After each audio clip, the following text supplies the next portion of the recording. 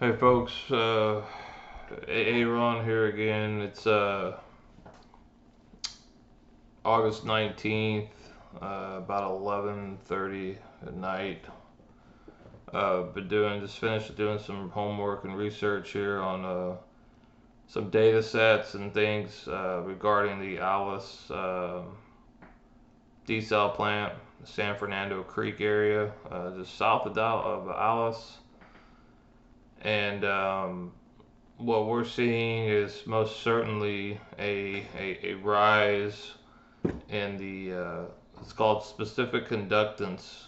Okay, it's another way to they usually use this in fresh water to measure salinity and total dissolved solids (TDS), and it's just using it's a sensor that uses electrical current basically. It's no different like if you have a piece of just mild steel and you try to pass a current through it, and you're gonna have much more resistance using like mild steel compared to like copper, right? Copper, obviously, everybody knows that's what electronic parts are made out of, and it has a much lower resistance value. So when you have heavier metals and heavier things, you're gonna have a higher reading, right? And more resistance, higher salinity and TDS in the water. So average for standard EPA United States freshwater streams and lakes and rivers is like 500 or 200 to 1500 um, reading on the it's called I'm sorry. I'm learning this new term, micro Siemens per centimeter, US/cm. Okay, that's how that's a direct indicator for that's how this is measured, the unit of measurement. So, with that said, I spoke today with Alex with Region 4 Spills and Kills, Texas Parks and Wildlife, because his name was mentioned in the report. He's a nice guy. I have no problems with him. He did not take a sample of the salt that was reported because there was in this report a complaint that was filed by an anonymous individual. It wasn't me. I don't know who it was, but somebody who lives in that area possibly or whatever. Doesn't matter. Of salt accumulation on the sides of the creek.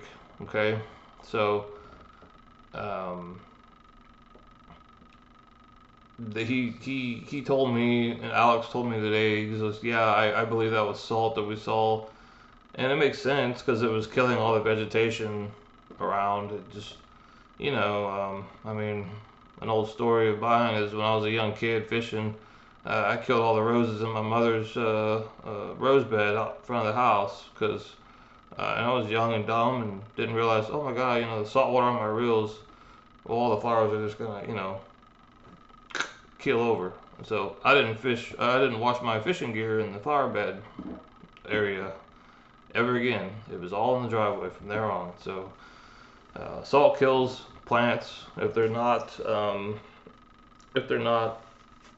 saltwater tolerant, right? I mean, obviously we have mangroves and plenty of plants in the world that are saltwater tolerant, but not in a freshwater stream or creek, right? So I know that this plant in Alice, it turned on around mid to late June of last year, right? 2025, okay? There are um, surface water quality monitoring stations. I have to remember the order there. SWQM stations that anybody can look at their data. Um, it's on the TCEQ website. Those stations are maintained and handled. There's some private funding that helps that program, stay afloat, and the sensors and maintenance and things like that. So the data that we have goes back to the fall of 23. And for all that time, trending all the way up to about mid-June of last year, it's sitting, it's sitting around, let me see. And I'm going to post this screenshot of this PowerPoint, but sitting around 12 to 1500 on the scale, okay? So within range of standard freshwater readings for the EPA's concerns, okay? And right about mid to late June, starts doing this, okay? All the way up to about 5,000 or so. And we don't have, we right now, the most current data we have is from like, it looks like around November of 25, and it's still holding above 4,000. It's spiked on one station 15,975 to about 5,400, and then on station 22,327, which is a little further downstream, closer to Kingsville, it's spiked about 4,800, somewhere in that range. So obviously it's saltier. I can tell you, if I was a if I was a farmer in that area, and a property owner in that area, you're damaging my property and my vegetation. If my cows drink in that creek, if I've got livestock, and my cows start getting sick, well, I mean, I don't know. I've not really seen cows.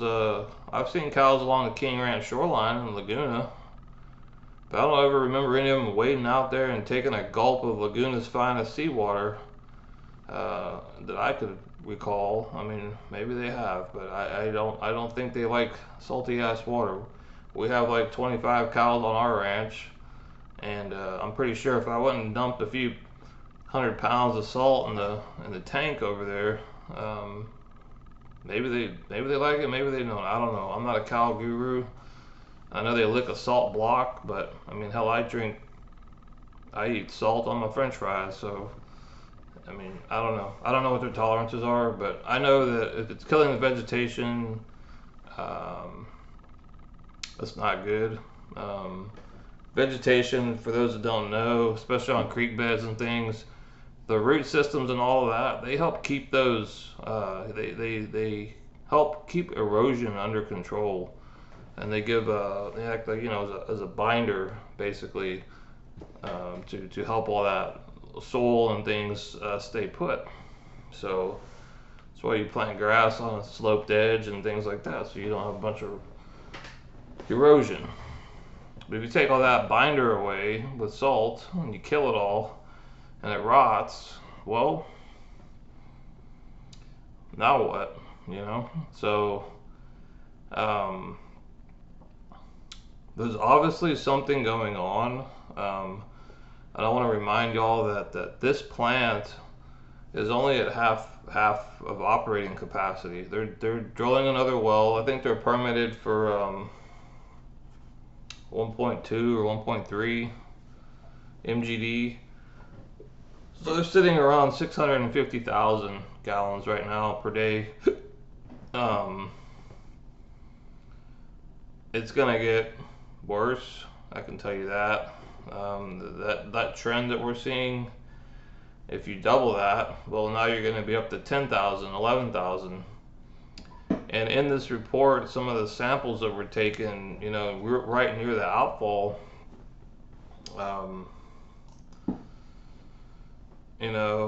North Texas Boulevard Bridge, I'm looking at this right now, 13,300 units of conductivity, which is about 7.6 ppt, and that would be considered brackish. again, that was taken October of 2025, right? And the pictures that were really bad were in February in the wintertime when it was cold. I guess we didn't have a lot of rain, but earlier this year in 26. So, you know, we fought like hell and won the situation for the Driscoll plant and discharging it into the Baffin Bay area, and South Texas Water Authority took that off in that vote, last year that everybody and their mother showed up to, and I went down there twice, all the way to Kingsville. Um, Not too many people knew about the Alice situation because it had already been permitted, it was already under construction, basically already running, and I understand that Alice, they need drinking water, they need clean water. That's fine. I got no qualms with that, but we need to do all this in a responsible manner. I'm not an anti-desal person or any of that bullshit. So, um, but this has to be done responsibly, and the fact that they took photos in June, just a couple months ago this year, and it was all gone. Well, yeah, because all the salt got washed away from all the heavy rain we had in May, June, July. So that doesn't mean it disappeared. It's still there. It just, once that water level comes down, it's gonna leave all that powder all along those edges again. And I have to go over to Alice in the near future, and I might actually go by those areas and take a peek for myself. And if I see powder, I'm gonna scoop some powder up, video it, seal the bags, and I'm gonna have it analyzed and see what the hell it is, because that's really what the government ought to be doing. But the government, is the government. So I'm gonna post this report from the monitoring stations, and I will screenshot the report pages.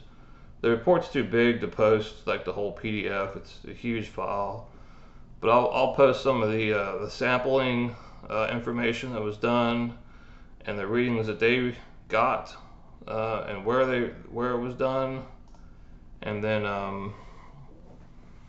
you can look at it for yourselves. I'm giving you the raw data to look at. Not trying to hide anything.